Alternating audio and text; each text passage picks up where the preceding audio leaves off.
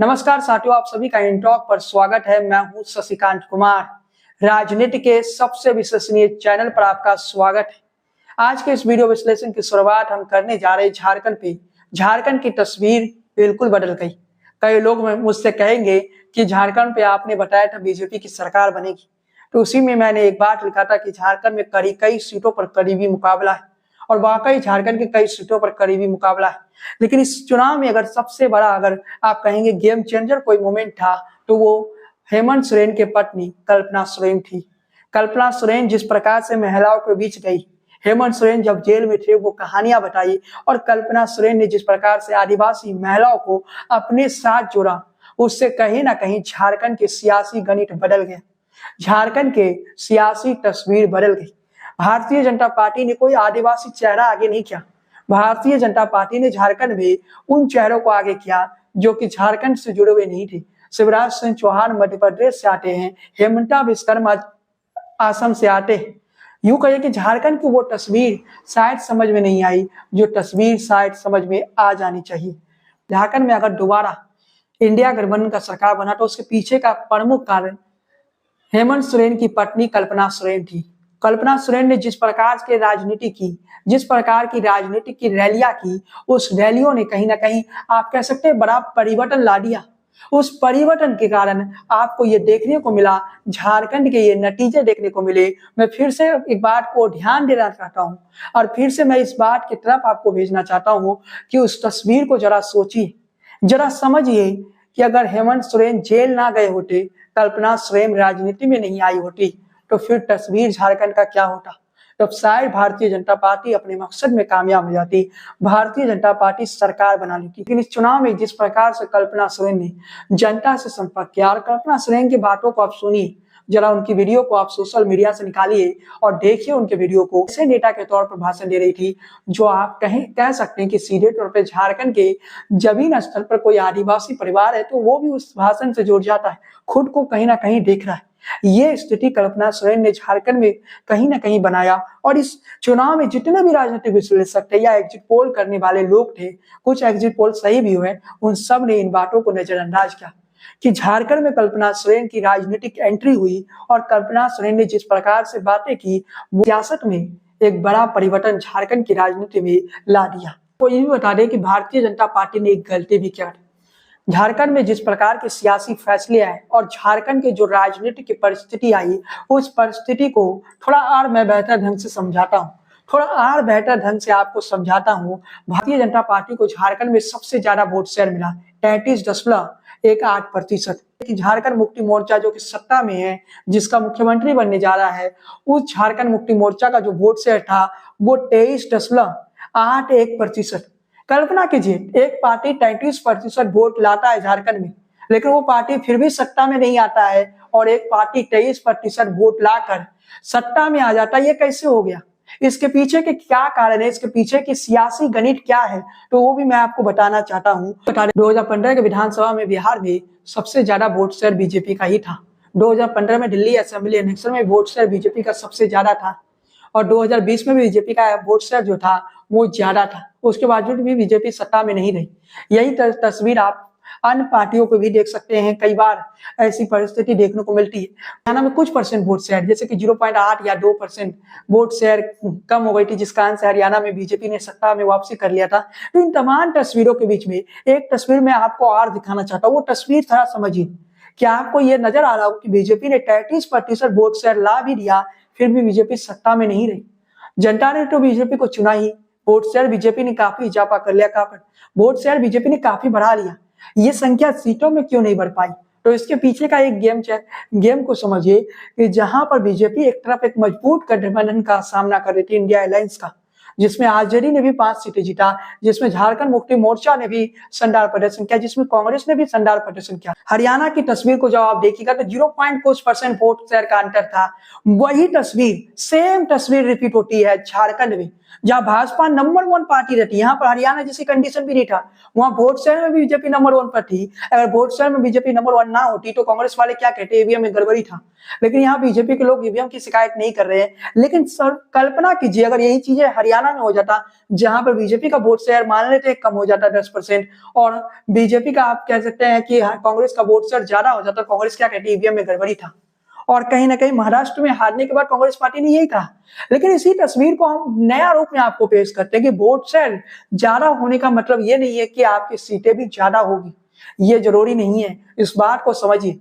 मैंने उदाहरण दिया था 2015 में बिहार विधानसभा चुनाव में बीजेपी को सबसे ज्यादा वोट शेयर मिला। 2020 की अगर हम बात करें तो 2020 की तस्वीर को अगर मैं आपके सामने पेश करूं तो 2020 में सबसे ज्यादा वोट शेयर दिल्ली विधानसभा में, और 2015 में सबसे ज्यादा वोट शेयर बीजेपी का रहा है। दिल्ली पर हम चुनावी एनालिसिस करेंगे जल्दी, लेकिन उन तमाम एनालिसिस के बीच में, उन तमाम चुनावी विश्लेषणों के बीच में एक नई तस्वीर मैं आपके सामने पेश कर रहा हूं। वो तस्वीर ये है कि बीजेपी का जो नुकसान हुआ, उस नुकसान में वोट शेयर का नुकसान नहीं, सीटों के नुकसान क्यों हुआ।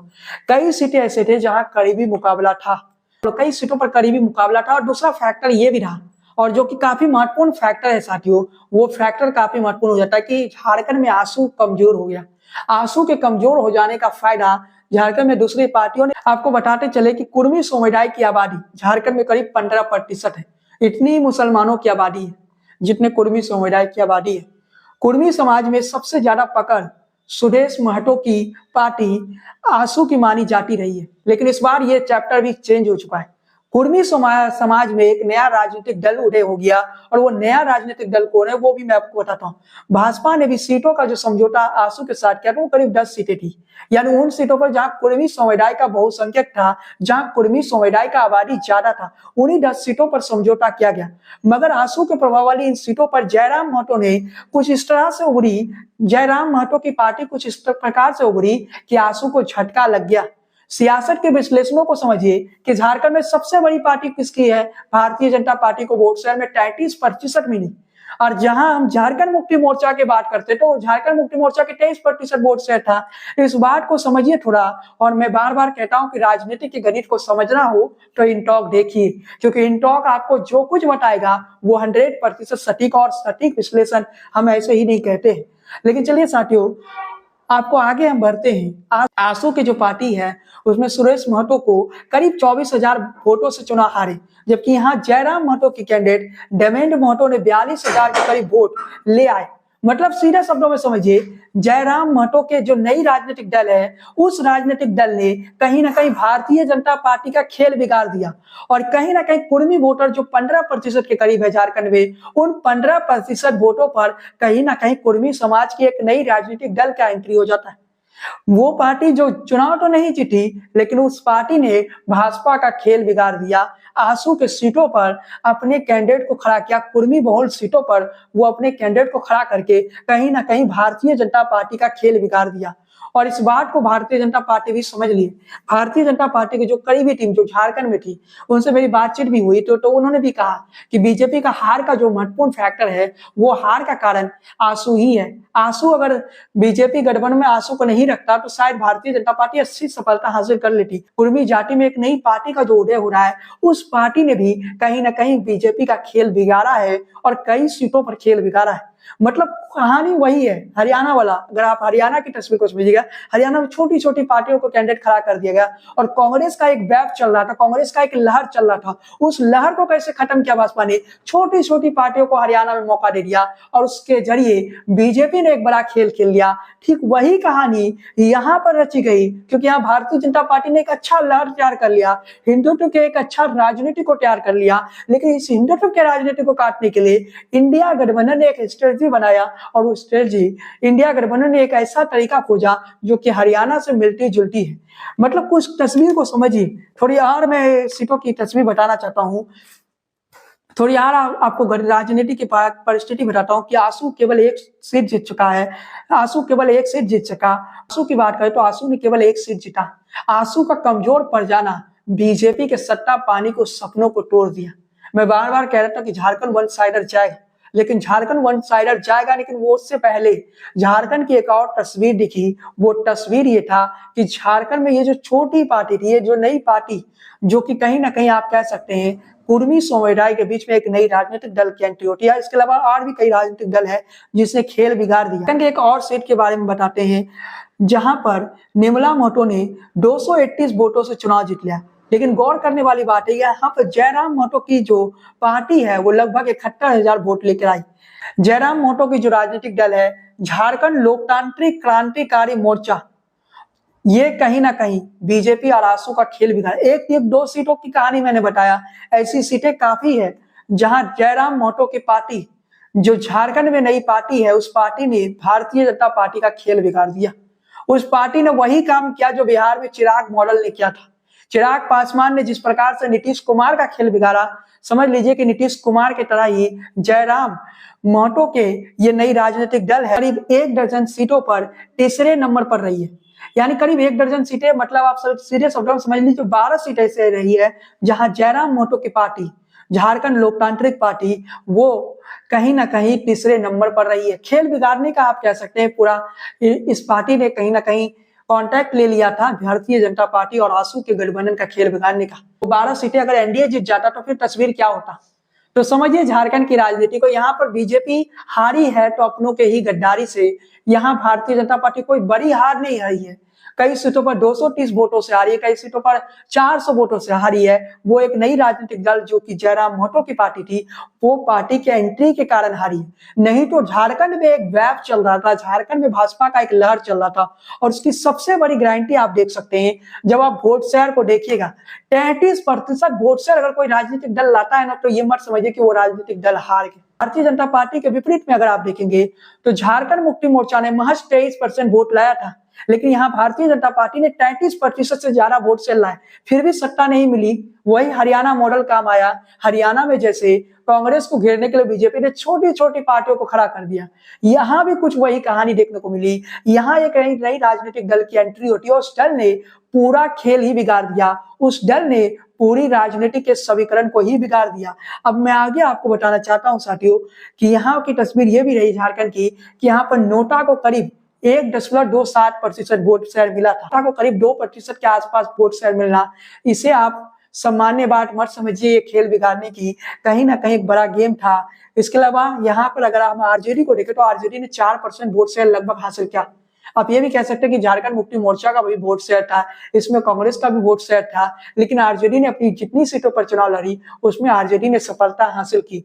सीटों की संख्या अगर हम देखें तो आरजेडी ने 5 सीटों पर लड़ा था, करीब 4 सीटें जीती, यानी आरजेडी का स्ट्राइक रेट 99% है। वहीं अगर हम बात करें कांग्रेस की तो कांग्रेस 16 सीटें जीती। झारखंड मुक्ति मोर्चा की बात करें तो झारखंड मुक्ति मोर्चा ने 34 सीटें जीती। भारतीय जनता पार्टी ने अकेले 21 सीटें जीती। इसके अलावा आसू की हम बात करें तो आसू ने 1 सीट ही जीत पाई, यानी केवल 1 ही सीट जीत सके। इसके अलावा लोक जनशक्ति पार्टी रामविलास की बात करें तो वो 1 सीट जीत सकी। झारखंड लोकतांत्रिक जो मोर्चा है यानी JLKM, तो JKLM ने 1 सीट जीता, लेकिन 1 दर्जन से ज्यादा सीटों पर JKLM ने खेल ही बिगाड़ दिया। JKLM ने उन सीटों पर भारतीय जनता पार्टी और आसू का गठबंधन को कहीं ना कहीं ऐसा झटका दे दिया जिस झटका को आप समझ नहीं रहे। कुर्मी समाज के बीच में झारखंड में एक नई राजनीतिक दल का उदय हुआ, वो है JLKM। यानी भारतीय जनता पार्टी अगर अगले बार चुनाव जीतना चाहती है तो भारतीय जनता पार्टी को रणनीति बदलना होगा। और उस नई रणनीति में आप कह सकते हैं कि जयराम महतो की जो ये नई राजनीतिक दल है, इस राजनीतिक दल को कहीं ना कहीं एनडीए में लाना होगा, क्योंकि अब आसू से ज्यादा इफेक्ट ये राजनीतिक दल डाल रहा है। भाजपा की कोशिश अगली बार मुझे ये लगता है कि दोनों ही पार्टियों को साथ लेकर चलने की होगी, क्योंकि इसमें भाजपा का बड़ा नुकसान हो गया। अगर भाजपा के रणनीतिकारों ने पहले इस बात को समझ ली होते तो इतनी बड़ी नुकसान नहीं होती। मेरी बात हो रही थी झारखंड में जो बीजेपी के लिए काम कर रहे थे, जो उनकी टीम के लोग थे, उनसे मेरी बात हो रही थी, तो वो लोग बता भी रहे थे कि आसू का कमजोर पड़ जाना ही बीजेपी का हार का कारण है। सीटों का सीट बाई सीट अगर आप देखेंगे तो कई सीटों पर 200, 300, 400 वोटों से हार या जीत का फासला हुआ। यानी जो मैंने कहा था 10 से 15 सीट ऐसी थी जहां बेहद करीबी मुकाबला था, वो देखने को मिला। तो इस पूरी तस्वीर को अगर हम पेश करना चाहते तो झारखंड में बीजेपी हारी तो केवल एक गलती के कारण की एक नई राजनीतिक दल जो कि अंदर ही अंदर आप कह सकते हैं वेब तैयार कर राजनीतिक दल का आप कह सकते हैं झारखंड में उदय हुआ और उस नई राजनीतिक दल ने एक नई चाल खेली। कुर्मी वोटर जो 15% के आसपास है, उस वोट बैंक को ही तोड़ दिया। आंसू का पूरा आप कह सकते हैं कि राजनीतिक तौर पे खात्मा करवा दिया और कहीं ना कहीं जातीय आधार पर भारतीय जनता पार्टी थोड़ी गलती कर गई और उस कारण से भाजपा को नुकसान हुआ। तो नई राजनीतिक दल क्या है, तो जेएलकेएम ने केवल एक सीट जीत सका और इसके अलावा लोक जनशक्ति पार्टी रामविलास की बात करें तो वो भी एक सीट जीता। लेकिन यहाँ पर तस्वीर समझिए, खेल बीजेपी के लोगों ने ही बिगाड़ दिया और बीजेपी के आप कह सकते हैं कि जो बीजेपी के अंदर भी थे, ये तो दूसरे पार्टी थे, जेएलकेएम दूसरी पार्टी थी, लेकिन भाजपा के अंदर जो थे, जो खुद को सीएम का चेहरा फेस बता रहे थे, जो खुद को सीएम का एक चेहरा बता रहे थे, उस पार्टी के अंदर जो आपको अंदर ही अंदरूनी लड़ाई दिखी और भारतीय जनता पार्टी कहीं ना कहीं अपनी अंदरूनी लड़ाई के कारण भी हारी। लेकिन तमाम तस्वीरों के बीच में झारखंड की हमने वो जानकारी आपको साथ साझा की जो शायद आपको कहीं और नहीं मिलेगा। झारखंड की उस तस्वीर को पेश किया कि झारखंड में Bharatiya Janata party number 1 party है। कैसे? वोट शेयर के मामले में 33% वोट शेयर किसी पार्टी को आ जाता है, उसके बाद भी उस पार्टी के हाथों में सत्ता नहीं आता है, तो आप कह सकते हैं किस्मत ही खराब था। शायद भाजपा ने थोड़ी सी रणनीति में परिवर्तन किया होता। ये जो नई पार्टी जो झारखंड में उदय हो रही थी, झारखंड लोकतांत्रिक क्रांतिकारी मोर्चा, इस पार्टी यानी जयराम महतो के इस पार्टी के साथ भी भाजपा ने गठबंधन कर लिया होता तो इतनी बड़ी नुकसान भाजपा को नहीं उठाना पड़ता जितनी बड़ी नुकसान भाजपा ने उठाया। कुछ सीटों को भाजपा को कुर्बान करना था और उन सीटों को कुर्बान करने के बाद भाजपा अपने दम पर सत्ता हासिल कर सकती थी, लेकिन भाजपा ने वो नहीं कर सका, जो कि शायद भारतीय जनता पार्टी की सबसे बड़ी गलती थी। कुर्मी जाति की जो आबादी है झारखंड में करीब 15% है। 15% के इस वोट बैंक पर दो पार्टियों ने कहीं ना कहीं पकड़ बना लिया। एक तो आंसू है और दूसरा एक नई पार्टी झारखंड लोकतांत्रिक क्रांतिकारी मोर्चा। इस पार्टी ने सीटें भले ना जीता हो, लेकिन इस पार्टी ने वही चिराग मॉडल वाला काम किया है जो चिराग पासवान बिहार में किए। झारखंड लोकतांत्रिक क्रांतिकारी मोर्चा ने खेल वही खेला है और पूरा खेल आप समझ सकते हैं झारखंड लोकतांत्रिक क्रांतिकारी मोर्चा का। और इस खेल से आप समझ सकते हैं कि सियासत किस दिशा की तरफ बढ़ रही है। सियासत की इस नई तस्वीर को समझने की कोशिश कीजिए और सियासत के इस नई तस्वीर में झारखंड में एक बड़े राजनीतिक परिवर्तन को भी महसूस कीजिए। खैर साथियों, आज के इस वीडियो में बस इतना ही। चैनल पर पहली बार आए हैं तो सब्सक्राइब वाला बटन दबा दीजिए, बेल आइकन की घंटी को बजाना बिल्कुल ना भूलिए, फेसबुक पेज को फॉलो कीजिए, लाइक कीजिए, बने रहिए इन टॉक के साथ। जय हिंद, वंदे मातरम।